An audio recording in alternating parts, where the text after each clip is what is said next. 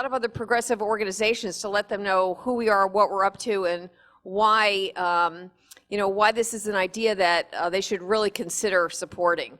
Now, but I do think that a lot of what we're doing can be adapted to any area with modifications, I think. But I hope that this will give you some inspirations for what I know. I was just speaking with a woman here who's in a very conservative district and definitely addressing a different kind of an audience. But let's see what you guys think. So in our chapter, we're doing we approach outreach on a number of different levels. I'm going to talk a little bit about each one of these, but especially about a couple of them. So we do tabling and speaking at public events, which probably a lot of you do. We have gone into the local schools, both at the high school level as well as at the college level. In fact, I see somebody, Jody here from the University of California, who's done quite a bit of outreach for us on campus. We even have a chapter in Castro Valley where we've got we've done some outreach to elementary and junior high school students.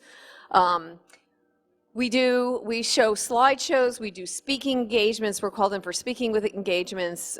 We've got a Facebook page and a monthly newsletter that goes out.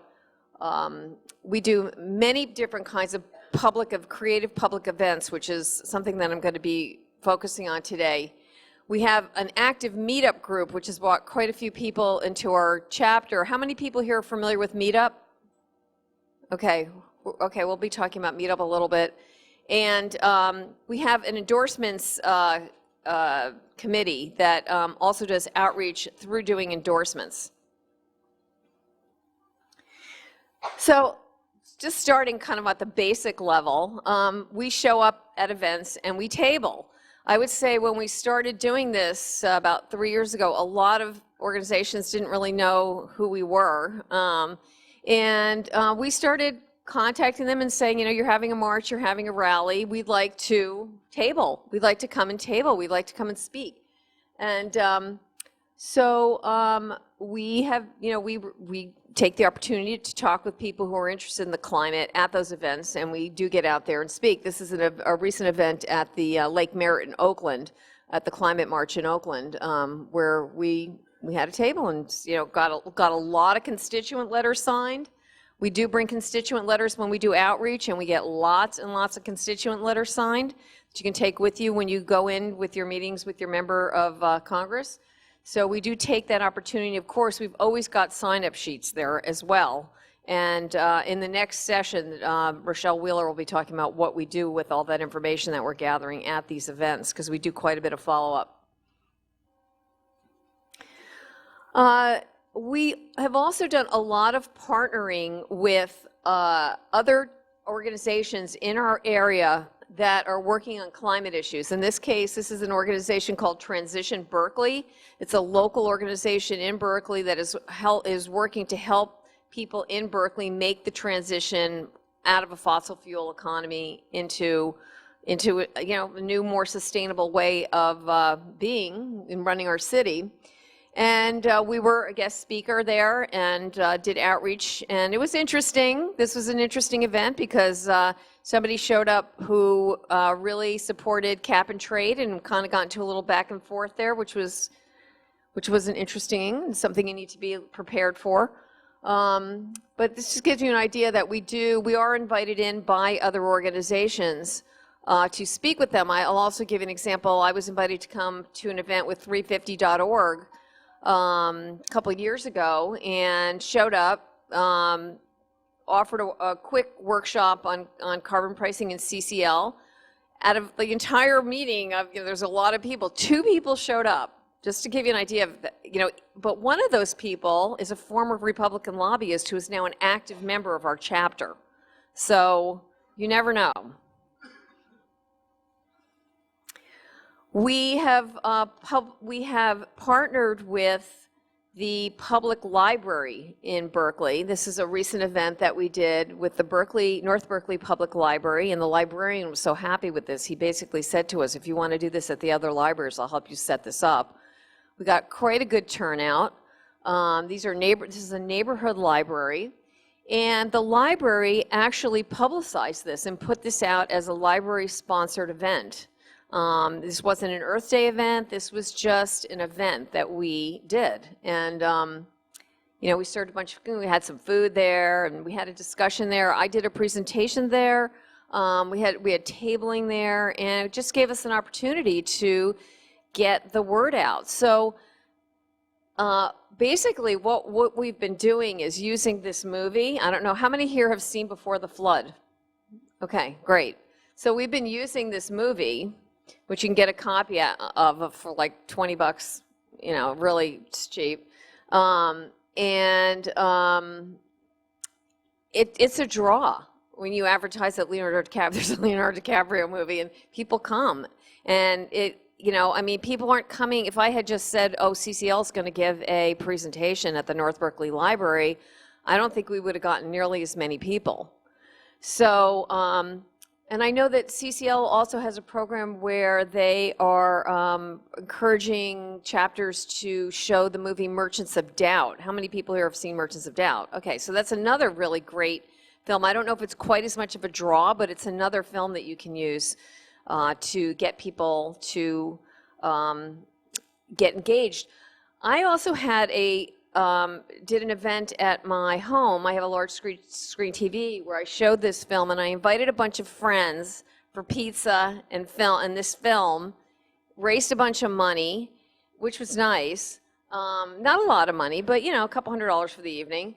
But what was good out of that, of just like a social event with my friends, is that I got somebody on board who is a graphic artist who was about to do a big art show. He donated half the proceeds from his art show to our local, to the national, and now does our graphics for us at CCL. So again, you know, you do these events, you don't know who's going to show up, and you don't know what resources are going to come at you. So there's lots of, you know, you just take the opportunities. And for me, what I've tried to do over the last few years is when something hits me and it like, oh, this is a good idea, let's try this. It usually works. You know, people want to get engaged, especially after the election, you know, of Trump. It's like more and more people want to get engaged. So there's just lots of ways that you can draw people in. Meetup. So I want to talk a little bit about Meetup. So for those of you who don't know what Meetup is a website where in the Bay Area, I think I've heard there's like 6,000 groups. I don't even know how many there are, but there's groups of, it's a site that you can go on and you basically form interest groups, and you say, people who are interested in knitting Afghans, or, you know, we want to get together next Tuesday night, we're going to have an Afghan knitting group, and people who have like interests start meeting in groups. I'm actually taking a course now on how to use Meetup to grow your business or grow your nonprofit. And this can be a very effective tool for bringing people in, people who you don't normally reach. I posted a Meetup called Climate Solutions, and within like 2 or 3 days, we had 50 members. So not all those people came to the meeting, but some have been coming to each meeting, and I announce all the meetings, and I'm planning on using this tool more to grow our chapter, because I think now that I'm learning about how to really use this tool, if you really, I mean, what's good about this is you get to really reach people who you might not normally reach. So I didn't call this the CCL Meetup group. I called this the Climate Solutions Meetup group, just because, you know, maybe they never heard of CCL, you know, and they're not gonna type in CCL. They're gonna type in climate solutions or climate. They're probably gonna type in climate if they're looking for, you know, when you go to search in this tool, you tell it, you know, knitting or, you know, ice skating or whatever it is. And I think maybe they type in environment. So when you set one of these groups up, you know, you get to say, you know, people who are interested in such and such categories. And so I encourage people to use this. It's very inexpensive. It's like up to 50 members. I think it's free. And then once you hit 50 members, it's like $60 a year. It's not much. So and I don't think it works in every single area of the country, because I don't know if every area they have an active kind of meetup. But I mean, the way to find out is to go in your area and search and see what's, see if meetup is happening in your area. If it is, it's a great tool. Has anybody else used Meetup to draw people into CCL? Great. So I want to talk a little bit about our chapter before I go on, and just say that the reason that we're doing a lot of this, and what's really resulted from a lot of this, is our chapter has grown so much and we have we've restructured. We now have different groups working within our chapter, and again, the next workshop is going to talk a lot about this a lot more. But these are all groups that we have now functioning within our organization. And we also have a steering committee that meets where we pull all of this together. So we're not just doing outreach, but we're trying to coordinate the outreach with the other things that we're doing, with our strategic partnerships, with our member engagements, with our endorsements. And, we definitely need to this is something that's evolving, and I'm thinking now, we really need to even coordinate on this even more. But this is what's evolving. When you start getting a lot of people coming to your meetings, we're normally getting 40, 50 people at a meeting at this point.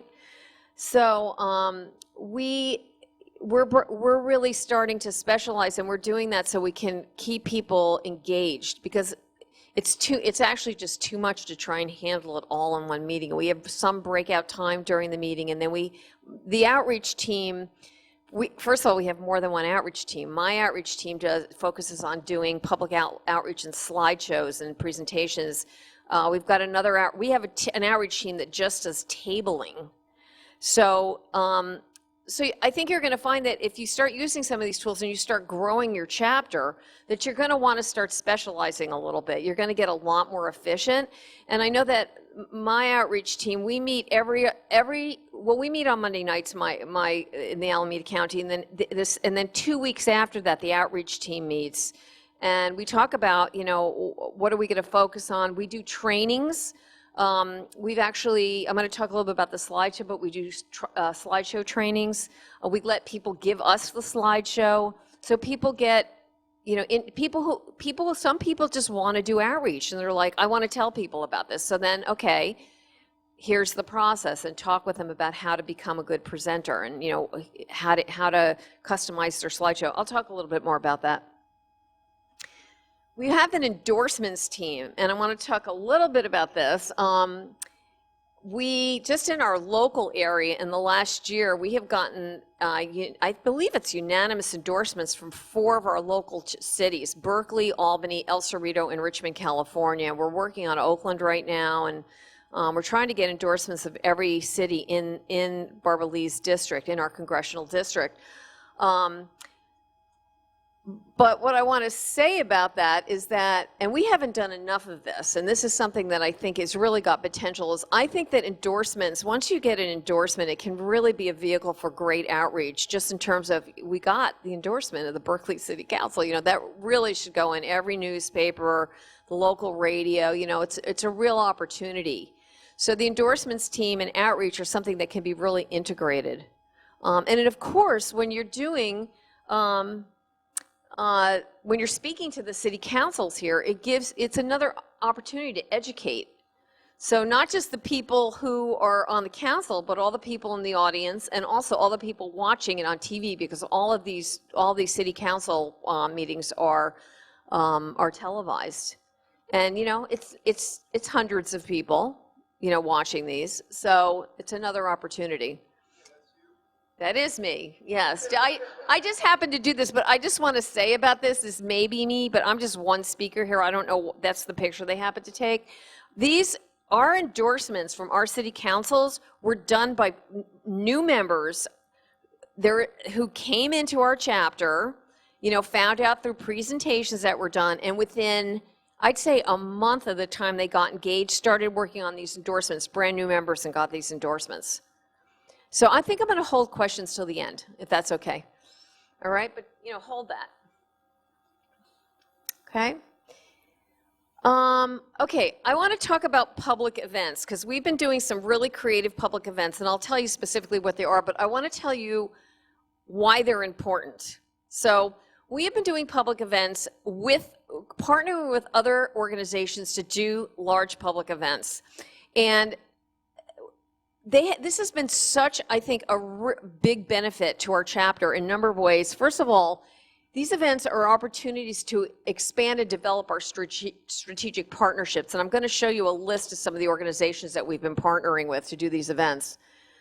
It's an opportunity to even partner with organizations that you may not agree with. And I'm not talking about people who are climate deniers. I'm talking about people who might not believe that carbon fee and dividend is the best approach. So it's an opportunity to air that. And it's a real opportunity to set up some continuing follow-up and engagement. Our chapter is really focused on this right now, on taking some of the work that we have done from producing these events and these contacts that we've made, and to deepen those relationships with some of these organizations. Furthermore, the events that we've done have helped us increase our public awareness. I would say that, 3 years ago when I started getting involved with CCL, I don't think many people had even heard of us, and this is in a very progressive community. I don't think that most people knew who we were, and I'm talking about even people in the environmental movement. I don't think they knew who we were.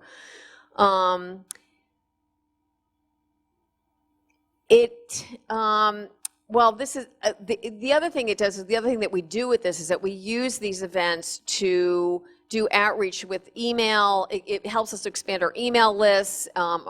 Helps us get out to our meetup members, reach out on our Facebook page. We use our newsletters to publish what's going on, and also to do outreach to the press. And also it gives us an opportunity to ask for other speaking opportunities.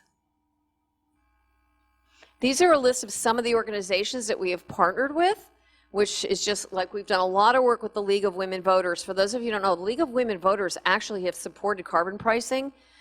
They don't have a particular solution. They're kind of agnostic in terms of, how the carbon pricing's done. But in our area, there's a whole contingent of people within the League of Women Voters who are really interested in carbon pricing. So we've done a lot of work with League of Women Voters, 350.org, Sunflower Alliance, our local ecology center, other climate action groups in the area. We have partnered with, we have an environmental center, a gorgeous environmental, we're very fortunate in Berkeley. We have the David Brower Center in Berkeley, who have 2 years have donated $1,000 space to us to have events. They don't even charge us. They're co-sponsors with us because they like what we're doing. Groups that we're not necessarily in agreement with, like EDF, NRDC, and the Sierra Club. We've done, Sierra Club has co-sponsored some of these events with us. Student groups. And when I say that we don't agree with Sierra Club, of course we agree with a lot with them, but some of the specifics we're not in agreement with them necessarily on. Student groups. We had one of the groups on the Cal campus co-sponsor with us. They want to be able to do outreach to the community, let people know what they're doing. Groups working on related issues like the Center for Biological Diversity, the Factory Farming Awareness Coalition, another group that we've recently co-sponsored an event that we produced. Local environmental justice groups such as No Coal in Oakland. This is an area that we're really trying to focus on, is trying to reach out to some of the smaller community-based frontline groups and do more work with them. And out of this recent event we've done, we're really trying to focus on this right now. And in fact, we've got a new team within our chapter that is just focusing on doing outreach to environmental justice groups. The local library, green business sponsors. I was recently invited to speak to the Chamber of Commerce, business leaders, and all of this is just from starting to get the word out. I don't know where that came from. That shouldn't be in there, so hold on. Okay, so I'm going to just give you, this is a few events that we did. In 2015, we did on a Monday night in November at the David Brower Center, we put together this panel. And we did this along with the League of Women Voters and the Berkeley Climate Action Coalition And so it's just this is like just 3 or 4 groups we did this. It was it was our idea to do this, and it was a forum called Solving the Carbon Crisis, Carbon Pricing 101. You know, pretty nerdy, really, seriously. We had standing room only on a Monday night. This is over 200 people showed up for this on a Monday night in November. And it was basically what we did is we invited people over we invited people to come and speak on this panel who had different perspectives on carbon pricing, how to do it. We had somebody from EDF. We spoke, another gentleman whose name is escaping me, Peter Barnes. He spoke, if you're familiar with his work, on carbon fee and, he doesn't call it carbon fee and dividend. He's got a different theory about how to do this. We had Lori Williams speak on offsets and the problem with offsets. So it was a very interesting process of putting this together with the other groups because we didn't necessarily agree. And so a couple of things I learned about this is, one is that it's fine for people just to say how they, you know, we feel this way about it, we feel this way about it, and it was a really good experience, I think, for everybody involved. And it was without any rancor, and it was just, this is what we think. And I think the people in the audience really liked it. We got a really lot of positive feedback about it. And again, it helped put our name out there. Recently, we partnered with 14 different environmental groups in our area who are working on climate to do the East Bay Climate Action Expo. Once again, this was the Friday night before Earth Day. We used the Leonardo DiCaprio film. We had tabling going on all around the David Brower Center, all these organizations. We had the movie showing, and we had workshops going on at the same time. I would say drew about 250 people to this event. Again, just another opportunity to get our name out there and start doing outreach. This is just some pictures from the event. Okay, so just some practical things. We do have an outreach team, so that helps. We support each other. We give each other ideas. We meet separately from the main meeting, as I said. We personalized our slideshow. When I first started doing outreach, how many of you are aware of the Thursday phone calls from outreach? Okay. All right, if you're interested in doing outreach, there is a whole outreach, there's a national effort to do outreach, and once a month there is a call for schedulers. They have people, this is the national approach. We don't necessarily use the scheduling approach where somebody just schedules meetings, and then there's a conference call for presenters, and there's all kinds of topics, how to reach conservatives, how to reach progressives. There's different topics. If you're interested in doing outreach, there's that resource. On Community, I hope you're all on Community. Are you all familiar with Community? If you're not, talk to somebody. There's under action teams, there is an outreach section that's got a basic slideshow. Lots of information on how to do outreach. So use that resource. It's terrific. I took the slideshow and I personalized it for me. I made my slideshow work, and also I change it depending on who I'm talking with. And then the other people in my group, they take it and they change it. And basically, I use this tool to train the other people in the group to do outreach. So if you're interested in doing outreach and maybe helping other people do it, the best way to learn how to do the slideshow isn't like to read it. It's like, take the slideshow, make it your own, download your own images if you want, just make sure it's in alignment with the message, and give some presentations. Just start and do it. It's fun. It's challenging, and you'll get better at it every time you do it.